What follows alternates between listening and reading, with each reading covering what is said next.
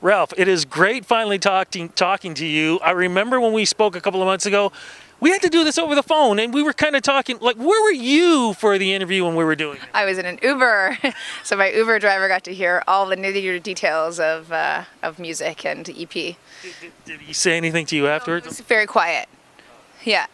I'll bet you. She's a business. I'll just let her do business. You know, she's clearly doing something important. But you know what? I think this is a bonus because here we are. We're right behind the Budweiser stage over in Ontario Place.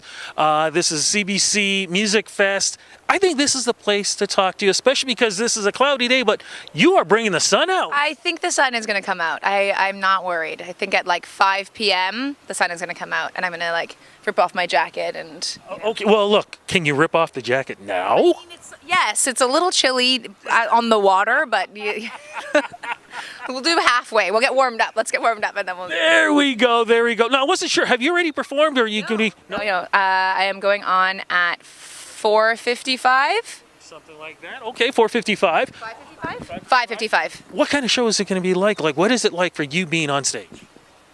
It's fun. It's really fun. I love being on stage. I have a really solid band with me, 2 lovely gentlemen, a bass player and a drum player. And it's very movement oriented. I get to dance a lot because I'm just singing. I'm not playing anything. And yeah, we just have fun on stage. At this point, we've done a couple shows this month. We've just got into like a good groove. And I just move and dance to the songs like I would if I was in my bedroom, you know? That's kind of what I want people to do when they listen to the music, is just feel the fun of it and just want to move and dance with their friends. So hoping that we see a lot of that today. I think you will. But one of the things I've been seeing a lot of, I've been reading up a lot about you. They're really, like, critics are going, next big thing. This is the next thing coming out of Canada. This is the gal who's going to make her mark. And I'm not kidding about it. When you hear this kind of stuff, because you've been trending, and now it seems like something's clicking, especially with this new EP, self-titled EP that you have. Mm-hmm. I mean, yeah, that's all. Like, it's great to hear, and it's lovely to hear from people that they're interested in the project and listening to it. And I mean, I'm really excited about it. I have lots of high hopes. Staying grounded, but also just super excited that there's been such great good press and like so much support. And we just put out a new video 2 weeks ago, and like that's been doing pretty well. Lots of good feedback on that. And I mean, obviously I hope that it continues to just kind of keep rolling. So it's good, yeah. I want to talk more about the EP, but first I want to get in because about your career, Torontonian. And you remind me of somebody who is very artsy. Is that the way you kind of grew up? Yes. My parents are both very artsy people. My mom's an artist and a teacher. My dad worked in film for 30 years. Actually, my grandpa used to direct for the CBC back in the 60s. So he was a director and an artist as well. So lots of art in the family, lots of support to being an artist. No one was shocked when I was like, hey, I'm not going to be a doctor, lawyer, PhD student. They were like, okay, good, great. Go for it. And you're definitely going for it. You have this 80s sort of synth sound kind of thing. How did that develop? I think probably like the nostalgic retro stuff was an influence from my parents and from growing up with parents who were really interested in music and like records. We have a massive record collection, so I listened to a lot of 70s and 80s, 90s. I mean everything, big spectrum when I was younger, and it made an impact on me. I love the dance element of 80s music, all those fun synth sounds, and then with the 70s, there's like a lot of that sort of soul funk. So I guess I wanted to try and blend both of those together because they were 2 of my favorite genres, and then try to put a contemporary spin, Was there one particular artist that really stood out for you? My mom always loved Annie Lennox when it comes to kind of like strong 80s sounding stuff. She's like such a strong, like unique sound that she was really, really cool. And Prince, I always loved Prince. I was fascinated with him as a kid. Because I was like, he's so feminine, but he's got this like very like sexual, kind of magnetic persona, and his outfits were just like amazing. Like as a kid, I was like, I just want to wear the biggest platforms that I can find, and I did. Well, as a kid too, when growing up, what kind of music were you writing? Were you writing poetry? Were you actually writing songs? Yeah, I started writing songs when I was really young. The first song I wrote was with my best friend, and we cried when we wrote it because we were like, this is it. We're going to be famous. Like, we cried. And her mom was like, okay.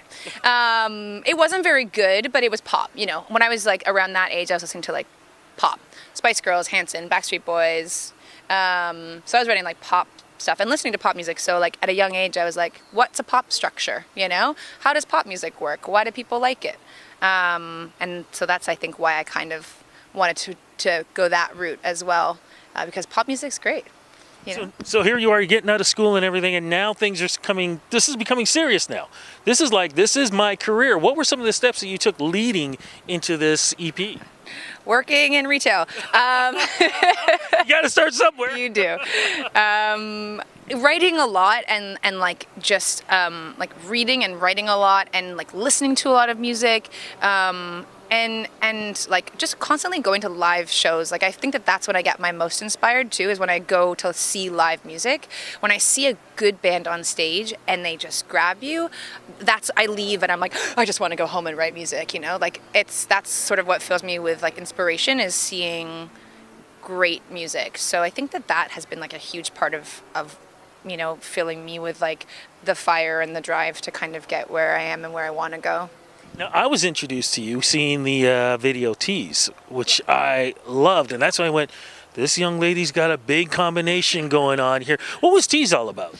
Well, the song is it's a sort of tongue-in-cheek song, like there is a message behind it. I was feeling frustrated with a couple of gentlemen who I kind of felt like had just been leading me on and just kind of, had just been an overall tease. But I also really wanted to create a song that was about this kind of like female empowerment, just like the idea of like getting together with your girlfriends and just I think there's a lot of society like kind of like wants women often to kind of like combat and to kind of have this like negative competitiveness, and I thought I wanted the song to be opposite to that. I wanted to kind of have this idea of unity and like empowerment. So the video, which is directed by my best friend Gemma, we wanted to show that, and we wanted it to just be fun. So we wanted to have a dance video that kind of just shows like this space with these women who are feeling good and just feeling kind of like unified, I guess. And the other thing I love about the video too is you did take it back, because that's when people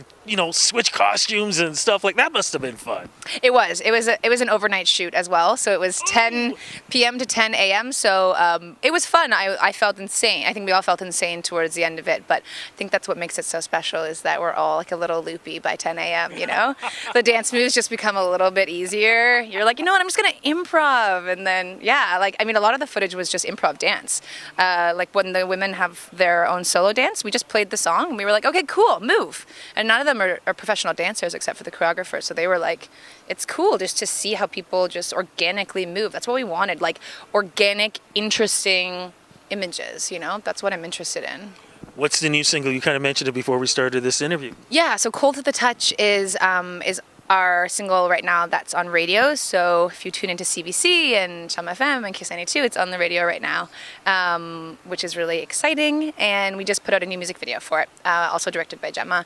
We shot it in LA, and it's sort of, this music video is kind of a reflection of the overall EP, which is about different types of relationships, relationships with yourself, with others, with partners. So the video has a sort of like unique group of people who all reflect these different types of relationships. So there's same-sex couple, there's two twin sisters, there's myself and a couple of other girls to kind of represent friendship. There's a dad and his son, and it's just like beautifully shot, and yeah. Oh my God, what a way to have a video really represent what Canada is all about. Yeah, I think, it's important, like if you're going to be someone who's making art, I think it's important to kind of like think about that role and think about what you're putting out and how you can kind of use that that opportunity to like say things not only within your music but also within your imagery, you know. So for me, like as someone who is a big part of like the queer community and has like so much love for that community,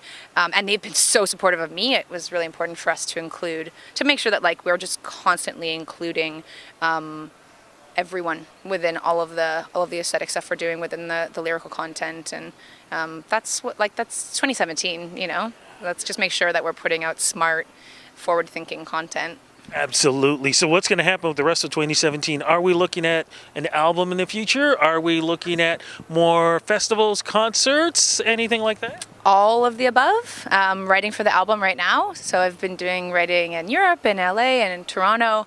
Got some good songs, and you know, just kind of like hoping to just writing a bunch of songs so that we have so much option, and have some really exciting shows lined up. There's another Toronto show on June 17th that's part of the Red Bull Sound Select. So it's with Nude Collective, and it's at the Drake Missionary on Sterling. So on June 17th, if anyone wants to come. I gotta ask you though, as we're wrapping this up, is there gonna be a chance in the future that you may be writing and producing other artists? Because I just got that feeling you're gonna be heading down that road. I would love to. I love writing, and I love writing with others. So writing with others would be great. I mean, producing is hard. I don't. God, that would be a cool goal to have, though, to get better at producing. I'd actually love to foray into directing my own video, though. Oh, I can see it happening. Okay, so social media, website, Twitter, all that stuff. Where do we go? Songs by Ralph. Songs by Ralph on Twitter, Songs by Ralph on Instagram, Songs by Ralph on Facebook, Vivo Ralph page to watch the music videos, and I have a SoundCloud and Spotify account as well. And is Ralph in big letters, small letters? It's at this point it started off as big letters, and now it's just kind of like capital R A L, not big letters. Let's go with not big letters. Just damn good. That's what it's all about. Thank you so much for this interview. Thank you so much. Yeah.